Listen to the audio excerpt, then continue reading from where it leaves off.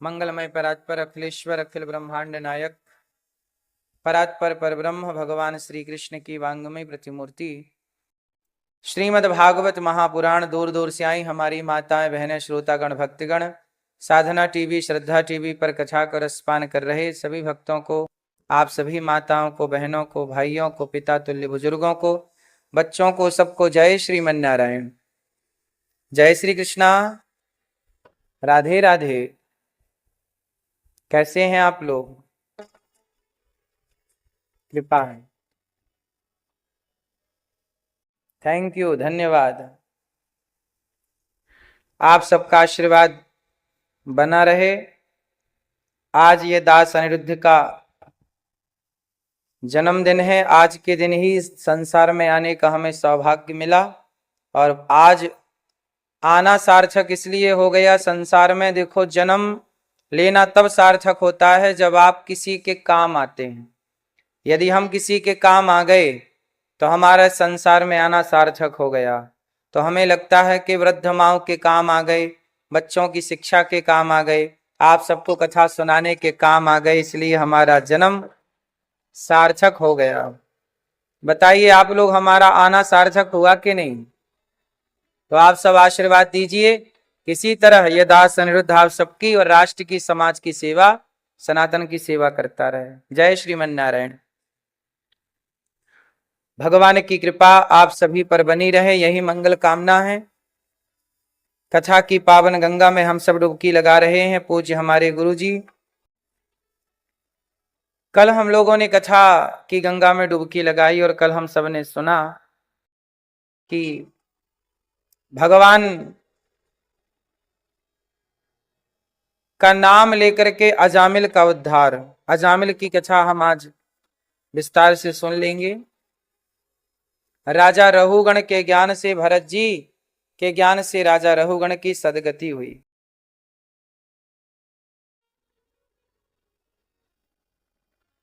एक पंडित जी थे, नाम था उनका अजामिल। वो अजामिल नाम के पंडित जी बड़े अच्छे थे, योग्य थे। एक दिन वो पुष्प तोड़ने के लिए बगीचे में गए, पुष्प वाटिका में। वहां कोई महिला बैठी किसी पुरुष के साथ रमण कर रही थी। अजामिल ने उस स्त्री को देखा और उसकी सुंदरता पर मोहित हो गया। पूजा पाठ छोड़ दी, अच्छे काम छोड़ दिए, उस स्त्री के पीछे पीछे घूमने लग गए। उस स्त्री से कहा कि हम आपसे विवाह करना चाहते हैं, क्या आप हमें स्वीकार करोगी? उस कन्या ने कहा, उस महिला ने कहा, हम तो वैश्या हैं, जो पैसा देगा हम उसके साथ चलेंगी। अजामिल बोला, मैं देता हूं पैसा। अजामिल ने पैसा दिया, अपने पास रखा, पर दोनों में प्रेम हो गया और दोनों ने कर लिया विवाह। उस महिला के गर्भ से 9 बेटे अजामिल के हुए। 10वीं बार वो महिला गर्भवती हो गई। एक दिन क्या हुआ कि गांव में कुछ संत आए। संतों ने कहा कि भैया भूख लगी है, कहीं भोजन मिलेगा? तो लोगों ने बताया कि अजामिल के घर चले जाओ, बढ़िया खातिरदारी होगी। संतों की ऐसी हंसी उड़ाने के लिए गांव के लोगों ने भेज दिया, जाओ। अजामिल उस समय चोरी करने गया था, पत्नी अकेली थी। संतों ने भिक्षा मांगी, भवती भिक्षाम देही, हे देवी हमें जरा भिक्षा दे दो। तो कन्या, वो महिला निकली, महाराज मैं तो बड़ी अपवित्र नारी हूं, मैं वैश्या हूं, मेरे हाथ का आप ग्रहण कैसे करोगे? संत ने कहा कि देख, तेरे द्वार पर आए हैं तो तू भले वैश्या है, पर तेरा कल्याण करके जाएंगे। ठीक है। कच्चा भोजन दे दिया, आटा दाल चावल। संतों ने भोजन बनाया, भोग लगाया। अजामिल आ गया, प्रसाद दिया, तुम भी खाओ। और संतों ने प्रसादी ग्रहण की। संतों ने कहा कि जब आपने हमें भोजन दिया है, आपने हमारा पेट भरा है, तो हम भी आपका ऋण चुकाएंगे, हम आपका ऋण जरूर चुकाएंगे। संत जिसकी रोटी खा लेते हैं, संत जिसका एक अन्न का दाना भी ग्रहण कर लेते हैं, उसका कल्याण करके ही रहते हैं। अब हम तुम्हारा कल्याण करेंगे। देवी अजामिल से कहा संतों ने, तुम भजन किया करो, भगवान का नाम जपा करो। अजामिल बोला, मैं ये नहीं कर सकता, कोई भगवान का नाम नहीं जप सकता। तब कहा कि एक काम करो, तुम अपने पुत्र का नाम नारायण रख दो। तो अजामिल का जो 10वां बेटा हुआ उसका नाम क्या रखा?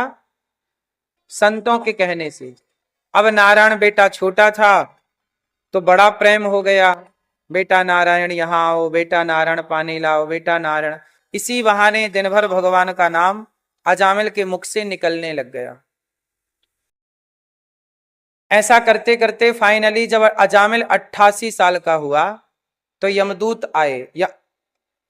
यमराज जी ने कहा, जाओ अजामिल को लेकर आओ, बड़ा पापी है, बड़ा दुष्ट है। यमदूत आए, अजामिल को लेकर जाने लगे। अजामिल चिल्लाया, तुम कौन हो? बोले, हम यमदूत हैं, तुम्हें नरक ले जाएंगे, बड़ा कष्ट देंगे, तुमने बड़े पाप किए हैं, चोरी की, डाका डाला, गलत काम किए, चलो। अजामिल डर गया कि हे भगवान, मैं तो नरक जाऊंगा, क्या करूं? तो अपने बेटे को पुकारा, दूर खेल रहा था बेटा, बेटा बेटा नारायण, दूरे क्रीडन का सक्तम पुत्रम नारायणावयम प्लावितेन स्वरेणोच्चै राजु हावा जितेंद्रिया। हे बेटा नारायण नारायण। बेटे नारायण को बुलाया, नारायण तो खेलता रहा, बेटा नहीं सुना। बुलाया बेटे को, पर सुना परमपिता परमात्मा ने। भगवान ने अपने पार्षदों से कहा, जाओ हमारा भक्त पुकार रहा। पार्षदों ने कहा, महाराज वो बड़ा पापी है, उसे यमदूत पकड़ रहे हैं, तो डर के मारे आपको, और अब आपको नहीं, अपने बेटे को पुकार रहा। उसके बेटे का नाम नारायण है। भगवान ने कहा, उसके बेटे का नाम नारायण तो आज से है, मेरा नाम नारायण तो अनादि काल से है। इसलिए उसने बेटे को भले पुकारा पर नाम मेरा लिया, इसलिए सुनना मेरा धर्म है। जाओ मेरे भक्त को लेकर आओ। पार्षद गण आए, यमदूतों से कहा, सुनो आपकी छुट्टी हो गई, अब ये हमारा है, हम इसे लेकर जाएंगे। यमदूतों ने कहा, भाई ये तो पापी है, इसे आप क्यों ले जाएंगे, ये तो नरक जाएगा। पार्षदों ने कहा, नहीं, इसने मरते समय भगवान का नाम ले लिया, इसलिए अब ये नरक नहीं जाएगा, अब इसकी सदगति होगी। तो यमदूतों ने कहा कि क्या भगवान का नाम ले ले तो सारे पाप नष्ट हो जाते हैं? मैं आप लोगों से सवाल कर रहा हूं, बताइए, कोई व्यक्ति भगवान का नाम पुकार ले तो क्या उसके सारे पाप नष्ट हो जाते हैं? बोलो, नहीं। तो अजामिल का तो पाप नष्ट हो गया। पार्षद गण आए, तुम्हें लेकर चलते हैं। तो अजामिल को 12 साल की और मोहलत दी गई, बोले अब भजन करो, अच्छे कर्म करो। और उसने 12 साल और तपस्या की और फिर भगवान का धाम ग्रहण किया और भगवत धाम चला गया। एक बात कहें, कितना भी बड़ा पापी हो, जैसे आग की एक चिंगारी, कितना भी बड़ा ढेर हो, कितना भी बड़ा जंगल हो, आग की एक चिंगारी बड़े से बड़े ढेर को जला के राख करने की ताकत रखती है। उसी तरह भगवान का नाम करोड़ों करोड़ों जन्मों के पापी के पाप को नष्ट करने की ताकत भगवान का नाम रखता है। शर्त है कि भगवान का नाम लिया है तो पाप नष्ट हो जाएंगे, पर शर्त है कि फिर पाप ना करना। शर्त है कि फिर पाप ना करना। इसलिए कलयुग केवल नाम आधारा, सुमरि सुमरि नर उतरहि पारा। कृते अध्यायते विष्णुम त्रेतायाम यजतो मखई, द्वापरे परिचर्यायाम कलौ केशव कीर्तनात्। कलयुग में केवल कीर्तन है, नाम जप है। जितना नाम जपोगे उतना अच्छा है। इसलिए खूब नाम जप किया करो, खूब भगवान का स्मरण किया करो। नाम जप करने वाला व्यक्ति ही परम पवित्र है, नाम ही पावन कर सकता है। अच्छा, ये अजामिल इतना बड़ा पापी तर क्यों गया? तो अजामिल की पूर्व जन्म की कथा है। अजामिल पिछले जन्म में बहुत बड़ा संत था। हिमालय के तलहटी पर तपस्या करता। सर्दी अधिक पड़ गई एक बार तो अजामिल जब पिछली बार पिछले जन्म में संत था तो सर्दी लग जाने के कारण इसका शरीर शून्य पड़ गया, सर्दी लग गई। एक रास्ते में ये पड़ा था, संयोग से वहां से एक वैद्य जी गुजरे अपनी जवान बेटी को लेकर। तो वैद्य जी ने देखा कि कोई साधु मरा पड़ा है। तो वैद्य जी उन्होंने हाथ पकड़ा कि जिंदा है कि मर गया। तो देखा तो वैद्य जी समझ गए कि ये साधु है, जिंदा है, सर्दी लग गई है, यदि इसे गर्मी मिल जाए, आग की गर्मी मिल जाए तो बच सकता है। लेकिन वहां बर्फ ही बर्फ थी, सब चीजें गीली थी, तो आग लग पाना वहां संभव नहीं था। तब वैद्य जी ने अपनी जवान बेटी से कहा कि बेटी तू चाहे तो ये महात्मा को बचा सकती है। तो महात्मा को कैसे बचाऊं? बोले तू अपनी शरीर की गर्मी से बचा सकती। जैसे बच्चा जब पैदा होता है ना तो मां उसे अपनी छाती से लगाती है। छाती से लगाने इसके दो फायदे हैं, एक तो उसे दूध मिल जाता है पीने को, दूसरा ये है कि माता की गर्मी से बच्चा गर्म हो जाता है, उसकी सर्दी समाप्त हो जाती। मां का शरीर गर्म है ना, तो शरीर की गर्मी आदान प्रदान हो जाती है। तो कहा कि बेटी तुम अपनी शरीर की गर्मी यदि महात्मा को दे दो तो ये जीवित हो जाएंगे। तो लड़की ने कहा ठीक है, यदि मैं किसी की जान बचाने के काम आ सकती हूं तो ठीक है। तो लड़की ने वो साधु को अपनी गर्मी देना स्टार्ट किया। धीरे धीरे वो लड़की की गर्मी साधु को लगी, उनका शरीर गर्म हुआ और उनके शरीर में चेतना आ गई। साधु हिलने डुलने लगे, थोड़ी देर में उनके प्राण मानो लौट आए, उठकर बैठ गए। और जब आंख खुली तो उनके साथ एक लड़की थी। तो साधु जी ने कहा कि तू मेरे साथ, मैं समाधि में चला गया तो तू मेरा तप भंग करने आ गई, जा मैं तुझे शाप देता हूं, तू वैश्या हो जा। लड़की ने कहा महाराज मैं तो आपके प्राण बचा रही थी, आप तो मर चुके थे लगभग, मैं गर्मी ना देती तो आप मर जाते, लेकिन आपने मुझे वैश्या होने का वरदान दे दिया, तो ठीक है मैं भी आपको शाप देती हूं कि यदि मैं वैश्या बनूंगी तो मुझ वैश्या से ही आपका उद्धार होगा, आपका कल्याण होगा। वही साधु इस जन्म में अजामिल बना और वही वैश्या अजामिल की पत्नी बनी, और अजामिल की पत्नी ने अपने पुत्र का नाम नारायण रखा, जिस नारायण का नाम लेने से अजामिल की सदगति हुई। तो अजामिल का उद्धार हुआ। तो वो वैश्या और वो अजामिल दोनों ही पिछले जन्म का एक संयोग था। इसलिए कहते हैं ना कि हर कार्य के पीछे कारण होता हो। हर कार्य के पीछे क्या होता है? कारण। अजामिल का उद्धार हुआ, अजामिल की परम गति हुई। इसलिए कहता हूं नाम, काम करते रहो नाम, हाँ काम करते रहो नाम जपते रहो, मन से गोविंद गोपाल गाते चलो, याद आवेगी उसको कभी ना कभी, मेरी विनती सुनेगा कभी ना कभी, ऐसा विश्वास मन में जगाते चलो, मन से गोविंद गोपाल गाते चलो।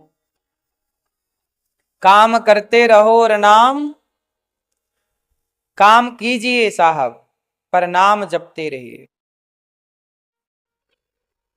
नाम जपते रहिए। इसलिए काम खूब करिए पर नाम खूब जपिए, नाम नाम। श्री कृष्ण गोविंद हरे मुरारी, हे नाथ नारायण वासुदेव। एक बार क्या हुआ कि इंद्र ने अपने गुरुजी का अपमान कर दिया। गुरुजी नाराज होकर चले गए। इंद्र के गुरु कौन हैं? देवताओं के गुरु बृहस्पति। एक बार गुरुजी नाराज होके चले गए। तब इंद्र ने इमरजेंसी में विश्वरूप को अपना गुरु चुना। विश्वरूप जी ने यज्ञ कराया। यज्ञ में आहुति राक्षसों को भी दे दी जरा सी। इंद्र को पता चला कि गुरु जी ने तो राक्षसों को आहुति दी। इंद्र ने अपने विश्वरूप गुरु जी का सिर काट दिया। तब इंद्र को हत्या लगी। गुरु हत्या, ब्रह्म हत्या। तब इंद्र ने अपनी ब्रह्म हत्या 4 लोगों में बांटी। पहली हत्या दे दी महिलाओं को, स्त्रियों को।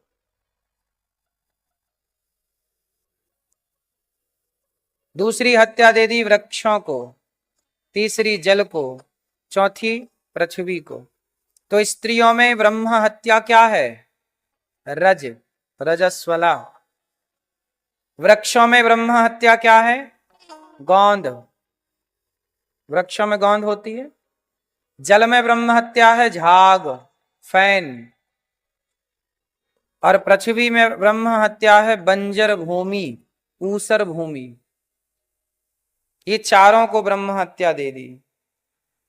इंद्र हो गए मुक्त। स्त्रियां बोलती हैं, माताएं बोलती हैं कि इंद्र ने हमें ब्रह्म हत्या दे दी, वो मुक्त हो गए, हम लोग आज तक परेशान हैं इंद्र की ब्रह्म हत्या से।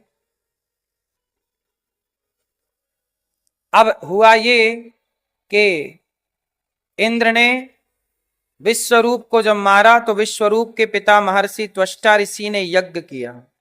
यज्ञ से वृत्तासुर को प्रकट किया और वृत्तासुर और इंद्र का घमासान युद्ध हुआ। इंद्र ने दधीची ऋषि की हड्डियों का वज्र बनाया। हमारे यहां एक संत हुए हैं, नाम है दधीची। क्या नाम है? दधीची ऋषि हुए हैं। देवता दधीची ऋषि के पास गए, महाराज हम देवताओं पर बड़ा संकट आ गया है। क्या संकट है? बोले एक दैत्य है वृत्तासुर, आक्रमण कर दिया है, परंतु वो मर नहीं रहा है। कैसे मरेगा? बोले आप अपनी हड्डी दे दो तो आपकी हड्डियों से वज्र बनाऊं, उस वज्र से वो मरेगा, अन्यथा वो मरने को तैयार नहीं। तब दधीची ऋषि ने कहा कोई बात नहीं, यदि मेरी हड्डियों से समाज का भला होता है तो समाज की भलाई के लिए मैं अपनी हड्डियों का दान करने को तैयार हूं। और इस धरती पर ऐसे ऋषि हुए हैं जिन्होंने समाज के उत्थान और कल्याण के लिए अपनी हड्डियों का भी दान कर दिया। किसका दान किया? किसका दान किया? हड्डियों का। आपसे कोई मांगता कि अपनी हड्डी दे दो तो आप उसकी हड्डी पसली तोड़ देते हैं, ले। पर दधीची ऋषि से हड्डी मांगी गई, दधीची ऋषि ने हड्डियों का दान किया। कैसे दान किया? पूरे शरीर से चमड़ी को निकाला गया, चमड़ी को उतार दिया गया। सोचिए कितना कष्ट हुआ होगा। और हड्डी से वज्र बनाया गया। उस वज्र से, जो इंद्र के पास वज्र है ना, देखा आप लोगों ने इंद्र का वज्र कैसा है? आपने देखा होगा, ऐसे दते निकले हुए। वो जो हमारी छाती में है ना, ये सिस्टम पूरा वही है, वो इंद्र का वज्र। वो दधीची ऋषि की हड्डियों का ये भाग है, इस हिस्से से वो वज्र बना है। हमारा फेफड़ा ऐसी होता है ना, एक सेंटर में ऐसे ऐसे निकला रहता है हड्डियां, ऐसी इंद्र का वज्र। भैया आपने देखा इंद्र का वज्र है ना? मैया कह रही ना, हाँ हमने देखा। देखा, जान पहचान होगी इंद्र से आपकी।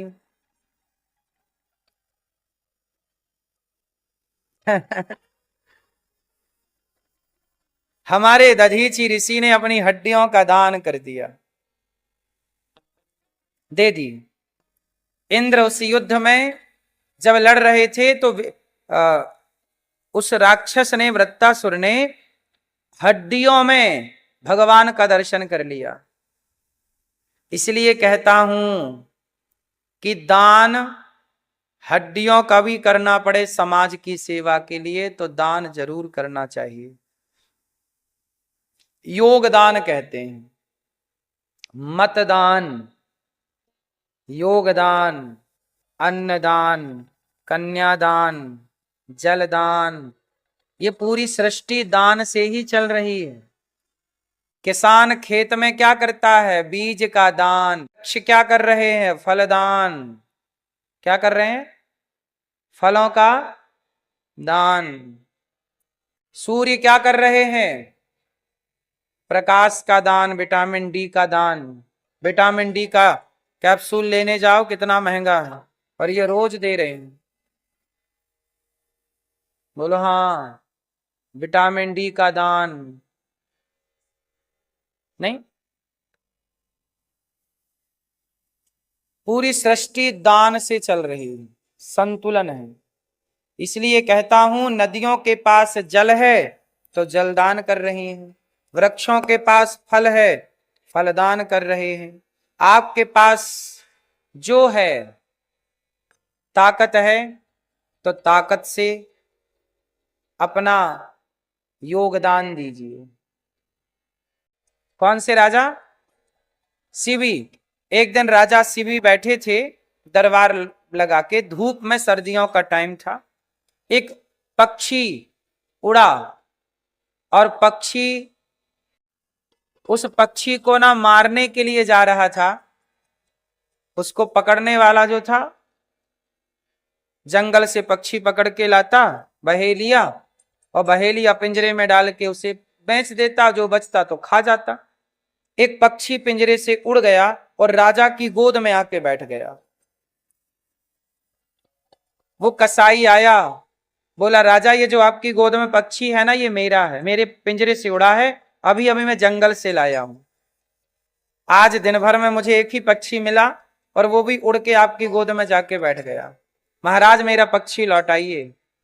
राजा बोले ना, तू कसाई है, यदि मैं ये पक्षी तुझे दे देता हूं तू मार डालेगा, और ये मेरी शरण में आया है, और राजा का धर्म है कि जो शरण में आता है राजा उसकी रक्षा करता है, तो मारने वाले से बचाने वाला बड़ा होता है, इसलिए मैं तुझे नहीं देता।